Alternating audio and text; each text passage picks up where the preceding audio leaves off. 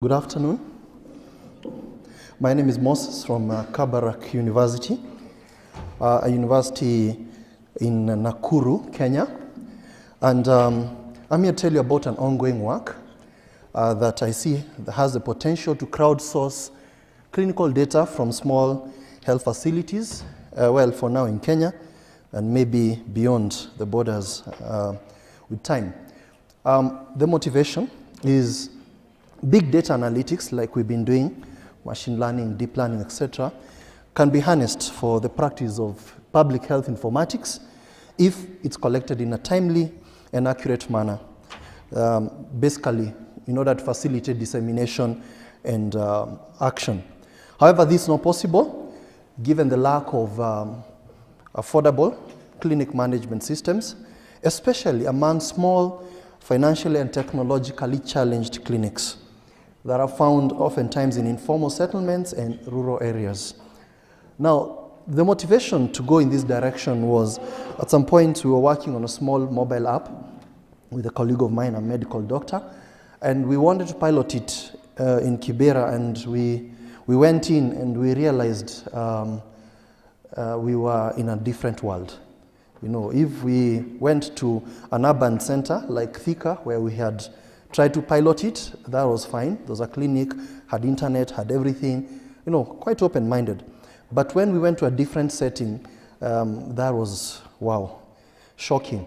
And we realized that there is that space. That's when it occurred to us that there's that space of medical facilities, and from that point onwards, my eyes became opened to the number of such facilities.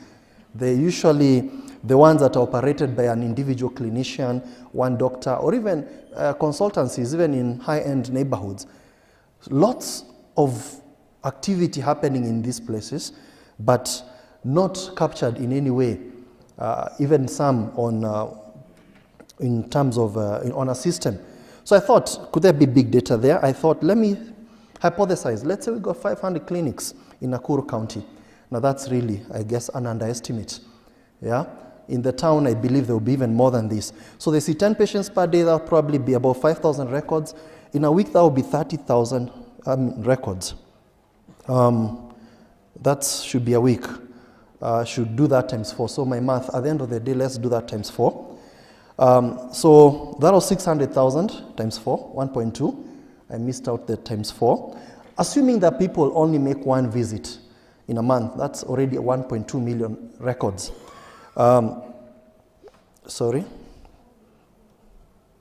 Yeah, I think the last bullet sort of went. So if that's 1.2 in a month, probably you can imagine how much more then in a year and etc.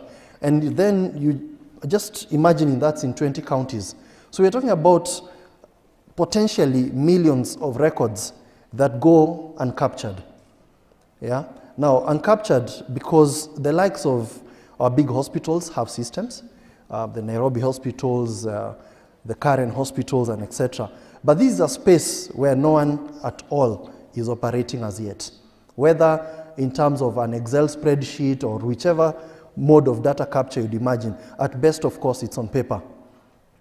So, think about the big data process. We just reviewed this, and it does involve acquisition, recording, extraction and cleaning, integrating the data.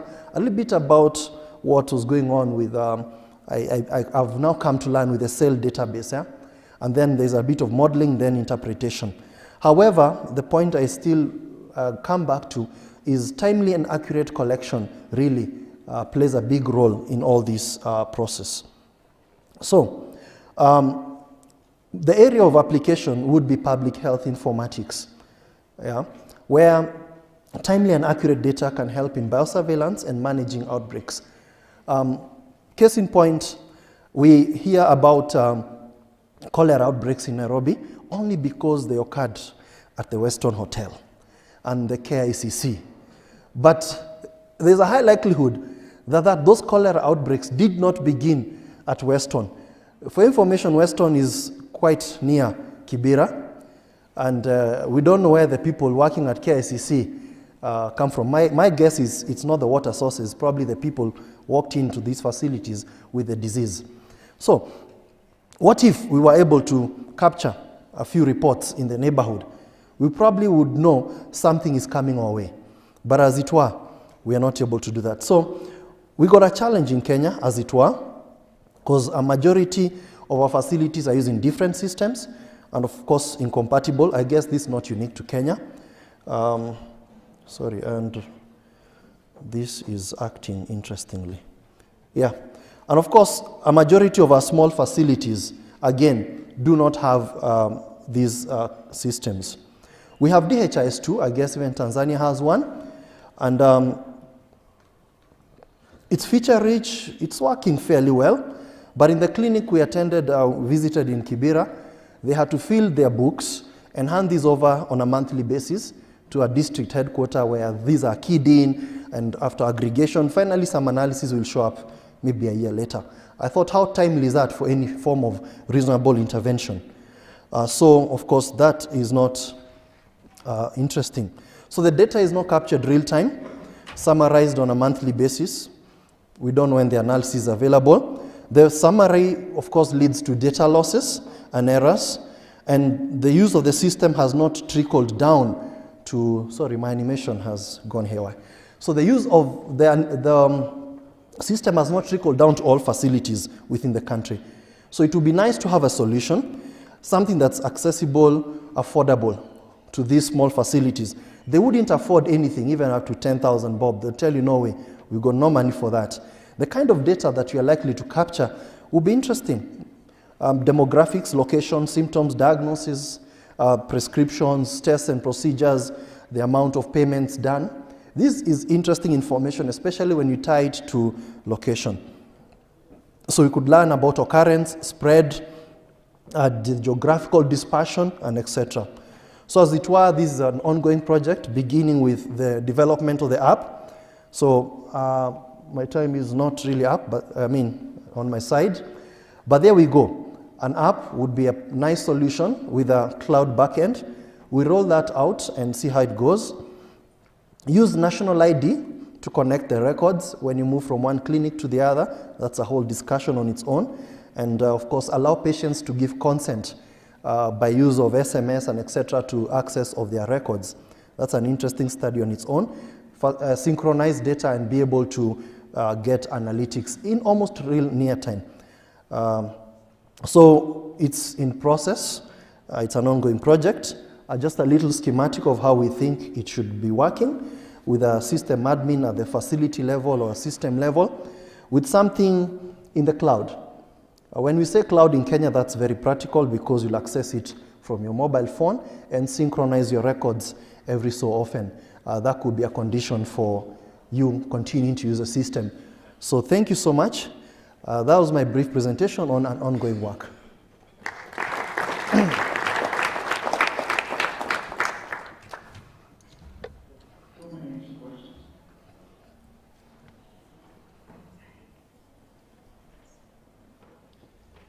Okay.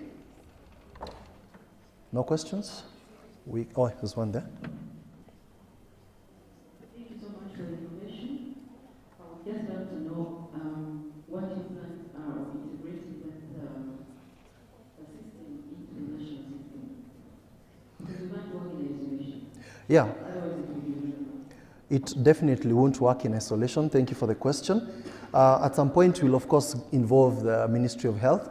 We probably wouldn't roll out any systems, even in registered facilities, without their knowledge. So that will get done. I know there's a National Health Information Exchange system that also will be part of our plans. And when the rest are able to come on board, the medium size and etc., that will be a welcome addition. So we definitely go in that way. But as it were, we'll pilot it. Yeah. Question there? Thank you for the presentation. Is the app meant solely for reporting, or is it something that the clinics also use to manage their data? And also, is there a patient-facing side to this? Are there thoughts around having patients have access to this app to look at their own medical data that's being captured in the system?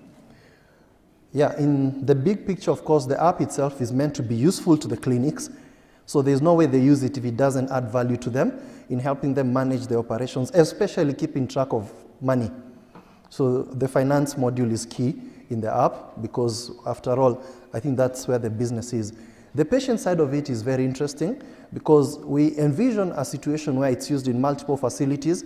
When a patient moves from one to the other, we probably want to have a connection. So the patient will have a way. We have a model, I didn't present that, on how the patient grants access to their records to different facilities.